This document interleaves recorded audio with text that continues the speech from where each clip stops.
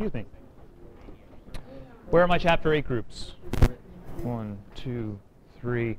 Courtney, what major fact does Finny deny?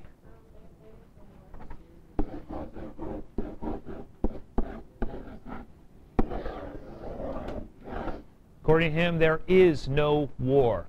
How does this action compare to the denial witnessed in chapter 5? Jeremy? Good. So chapter 5 is Gene revealing guilt, and Finny saying, nope, you didn't do it. So excellent. We have a strong connection there. Pretty obvious one. Jeremy, expand on that. What do those two have in common? What does Finny have trouble dealing with? What does he deny? But not all parts of reality, certain parts of reality. What do these two have in common that he might deny? Put your hands down. Jeremy can do it. He's denying war, a state in which two nations... Thank you. See, I knew you could do it. He denies the negative. He denies the harmful. He denies the violent. He denies the competitive. Oh, wait a minute. Do we have other examples of him denying parts of reality that seem painful to him? The losing at sports. There's no losing at sports, because that would be bad. Losing in cards. I can't lose with this hand because I don't want to, and that would be bad. More evidence. By the way, that's 4 concrete details you have for the chapter 5 writing. How about 5? What does he say about winter? It loves me. Does anybody remember the principle that he utters about this whole love issue after talking about that? Isn't it like if he loves it, it'll love him back? If you love something, it loves you back. All right, extra credit point for Gene's reaction, read from book. Gene's reaction to that statement. David, put your hand down. You've earned too many of these lately.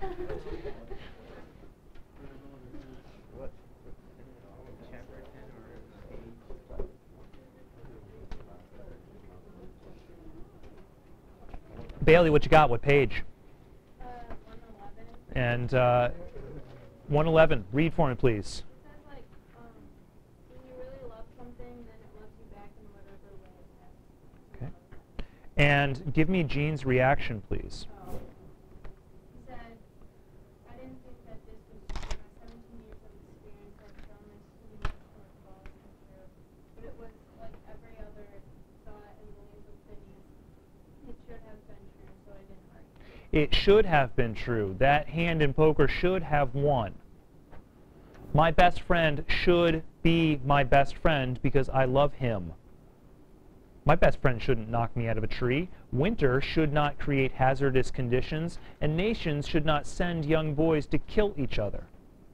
Yeah, we'd probably agree with him. Unfortunately, that's not reality. He has a very difficult time accepting any of that negativity. And we have 2 examples here, and now you got 5. 5 examples of him being what we would consider an idealist. Folks, you had chapter 8. Do you think Finny's character trait in these events makes him a better or worse person than Gene? Tell you what, just to trip it up, give me both answers. Excellent. We said that he's a worse person because he's lying to himself and he's fighting himself.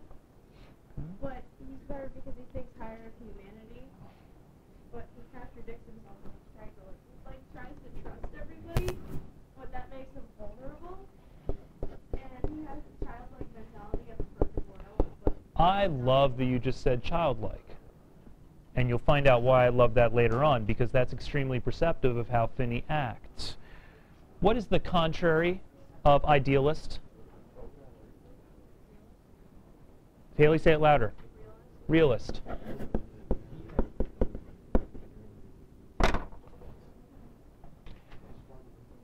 Put it in these terms. Adriana's answers were perfect, I just want some articulation with the expression. What is beneficial about being realistic? You're not lying to yourself, and you know the truth. And you're more capable of being able to deal with reality, right? He can't do that, therefore he makes him a worse person.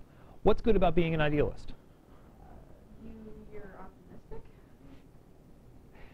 And probably leaders should be idealistic and optimistic in order to make people believe there's a purpose for what they're doing. And there are all sorts of benefits to idealism, and there are benefits to realism.